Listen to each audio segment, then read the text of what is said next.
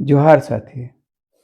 आज हम आपको खरसावा गोलीकांड के बारे में, उसके साथ जुड़ी जो कहानी है, उसकी जो पृष्ठभूमि है, वो कैसे हुआ था वो घटना और किस तरह वहाँ के लोग, शहीद परिवार के लोग न्याय से वंचित हैं, इसके बारे में बताने आए हैं।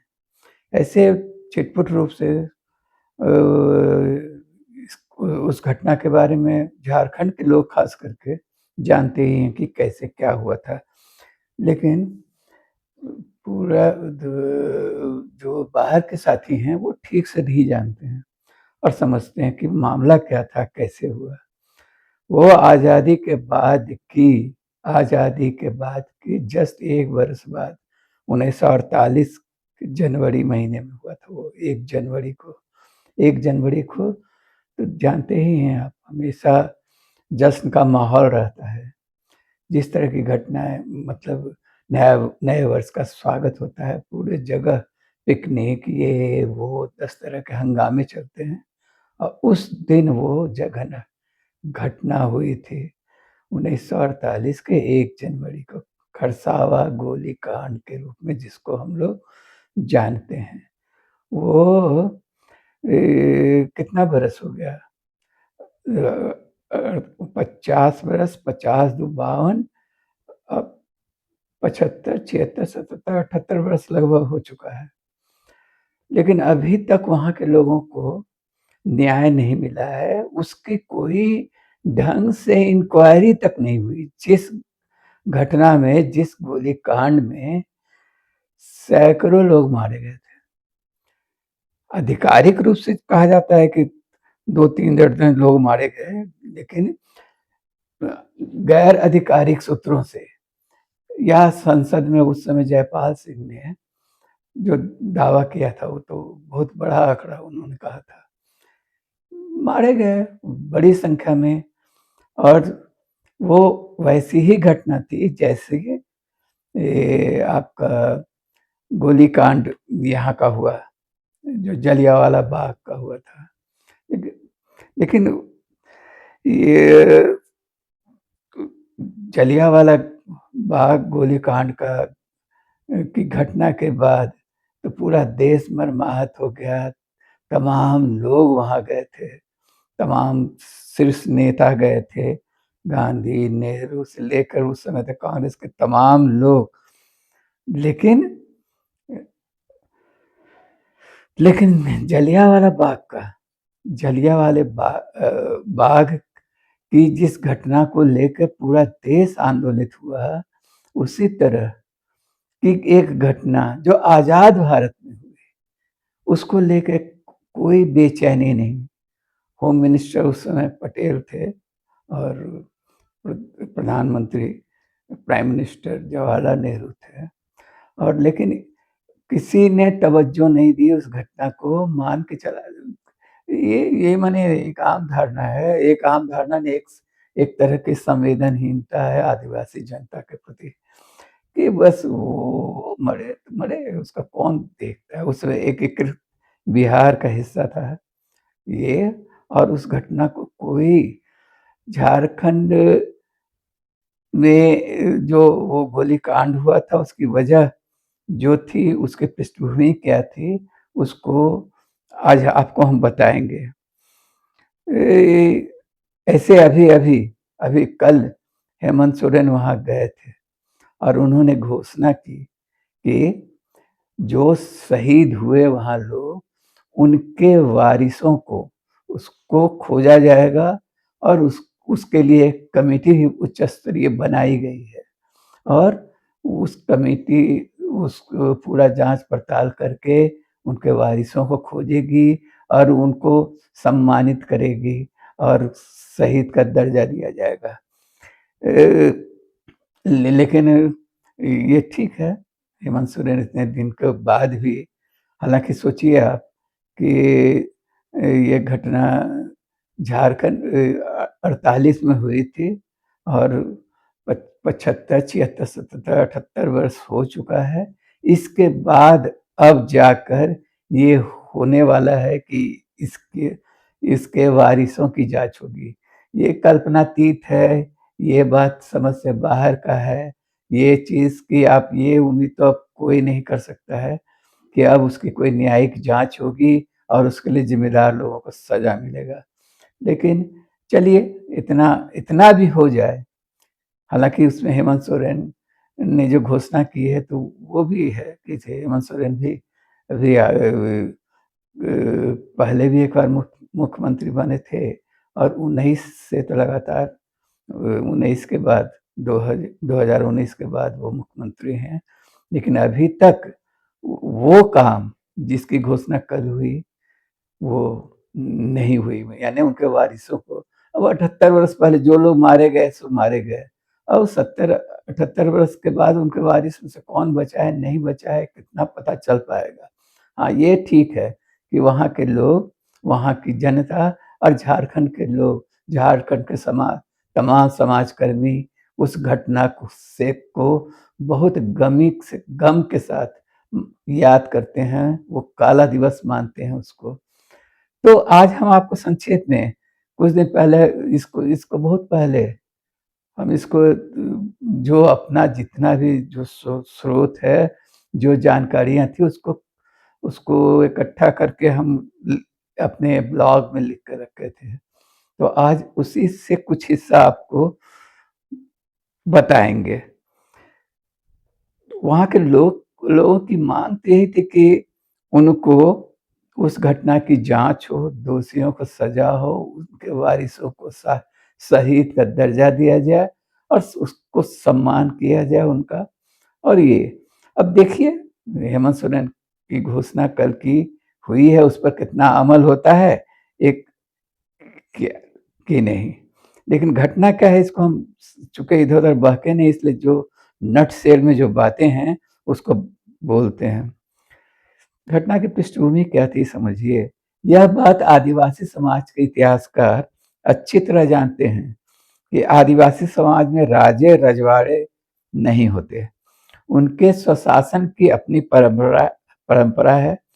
लेकिन इतिहास के एक दौर में कुछ बहिरागत इस इलाके में आए और खुद को स्वयंभू राजा घोषित कर दिया। सरायकेला और खरसावां राजघराने की भी यही कहानी है। ओडिशा से कुछ राजपूत सिंहभूम इलाके में आए। उस इलाके में पूरा क्षेत्र जो था जंगल से आच्छादित था, जमीन की कोई कमी नहीं थी। तो इन राजपूत परिवारों ने छल प्रपंच या ताकत से के जोर पर आदिवासी इलाकों पर दखल कर लिया और दो राजघराने खड़े हो गए, खरसावां और सरायकेला। जब अंग्रेज आए तो उन्होंने इन्हें अपना एजेंट बना लिया और एक तरह से इन्हें राजा मान लिया। इसके खिलाफ किस तरह आदिवासी जनता ने संघर्ष किया, यह सर्वविदित है। माने जनता चाहती थी कि झारखंड जब भी बने तो वो करसावा और ये झारखंड का हिस्सा बने, यही आंदोलन था वहाँ। खैर आजादी के तुरंत बाद इन राजघरानों का विलय भारतीय गणतंत्र में हो गया। लेकिन जब अलग राज्य का गठन होने लगा तो विवाद नए सिरे से उठ खड़ा हुआ। खरसावा और सरायकेला के राजघराने तो इस इलाके को उड़ीसा में शामिल करना चाहते थे, लेकिन आदिवासी जनता हो, भूमिज, मुंडा, संथाल, अन्य मूलवासी इसे बृहद झारखंड में शामिल करना चाहते, लेकिन झारखंड का हिस्सा बनाना चाहते थे। साइमन कमीशन के सामने इस मांग को आजादी के पहले पेश किया गया था और 1 जनवरी 1948 को इसी मांग के समर्थन में 1 जनवरी 1948 याद रखिए को इसी मांग के समर्थन में खरसावां के एक मैदान में जहां हाट भी लगा करती है, एक विशाल जनसभा का आह्वान किया गया। हजारों की संख्या में आदिवासी जनता वहां जुटी और जब जनसभा खत्म होने चली थी, तब वहां मशीन गन से अंधाधुंध गोलियां चलाई गई। कितने लोग मारे गए इसको लेकर अलग अलग दावे हैं। ओडिशा सरकार के अनुसार 32 लोग मारे गए, बिहार सरकार के अनुसार 48 लोग मारे गए, गैर सरकारी सूत्रों के अनुसार अब उतना बड़ा आंकड़ा हमको बोलते डर लग रहा है। सैकड़ों लोग मारे गए, यही मान के चलिए। जयपाल सिंह मुंडा के अनुसार कम से कम 1000 लोग मारे गए, संसद में उन्होंने कहा था। घटना के दिन की कुछ महत्वपूर्ण बातें जान लीजिए। ये औचक हो गया, अचानक हो गया, कोई ऐसा नहीं। इसके लिए पूरी तैयारी थी सरकार की, दमन करना है, उड़ीसा सरकार की हो या जिसका भी हो। इस जनसभा का आह्वान जयपाल सिंह मुंडा ने किया था, लेकिन वे खुद उस जनसभा में नहीं आ पाए किसी कारण से। इस जनसभा के 2 सप्ताह पूर्व 18 दिसंबर 1947 को उड़ीसा सरकार ने अफसरों की एक टीम के साथ मिलिट्री पुलिस की 3 कंपनियां सरायकेला और खरसावा में तैनात कर दी थी। 3 कंपनियां, उनके पास ब्रेन गने थी। ब्रेन गने जिसके साथ सैकड़ों गोलियां एक साथ निकलती हैं, ब्रेन गने, सामान्य राइफल नहीं। 1 जनवरी 1948 को, यानी देश की आजादी के महज 4.5 महीने बाद ये घटना हुई थी। उस दिन चक्रधरपुर, रांची, चाईबासा, करंडी, परसूडी, बुंडू, तमार आदि इलाकों से पारंपरिक हथियारों, ढोल नगाड़ों के साथ लोग सभा के उक्त मैदान में जमा हुए थे। कुछ लोगों का कहना है कि सभा समाप्त होने के बाद कुछ लोग राजमहल की तरफ ज्ञापन देने के लिए जाना चाहते थे। पुलिस ने उन्हें रोका और तकरार बढ़ी, और फिर ब्रेन गनों से गोलियों की बरसात होने लगी। भीड़ भीड़ में भगदड़ मच गई, लोग भागने लगे, लेकिन गोलियां चलती रही। कहते हैं घिरते अंधेरे में सैन्य पुलिस के जवानों और अधिकारियों ने मृतकों को जहां तहां जंगल में फेंक दिया। हाथ में एक कुआं था, उसे लाशों से पाट कर रातों रात उसे सीमेंट से बंद कर दिया गया। घायलों का इलाज करने के लिए चिकित्सकों को वहां पहुंचने नहीं दिया गया। भीषण गोलीबारी के निशान जंगल के दरख्तों पर बहुत समय तक वैसे बने रहे, लेकिन घटना की किसी तरह की जांच पड़ताल की जरूरत नहीं समझी गई। जलियांवाला बाग की घटना की जांच के लिए अंग्रेज सरकार और कांग्रेस पार्टी ने अलग अलग दल बनाए थे और उनसे जांच कराई, लेकिन आजाद भारत के इस जघन्य कांड की जांच की किसी ने जरूरत नहीं समझी। हर वर्ष यही मांग लेकर खरसावा के उस शहीदी स्थल पर खरसावा की जनता और मृतक परिवारों के परिजन जमा होते हैं और अपने शहीदों का श्राद्ध कर्म करते हैं। इस वर्ष भी जब लोग नए वर्ष का स्वागत का जश्न मना रहे थे, उस वक्त खरसावा के शहीद स्थल पर शहीदों के परिजन और जन संगठनों के साथी इकट्ठा हुए और उन लोगों को याद किया जिन्होंने अलग राज्य के लिए अपने प्राणों की आहुति दी थी, और उनके नारों को दोहराएंगे। दिक्कू दिक्कू राज कब हुआ, झारखंड राज अब हुआ। खैर, कल वहाँ हेमंत सोरेन पहुंचे थे, उसके पिछले साल भी पहुंचे थे, वो हर साल जाते हैं वहाँ।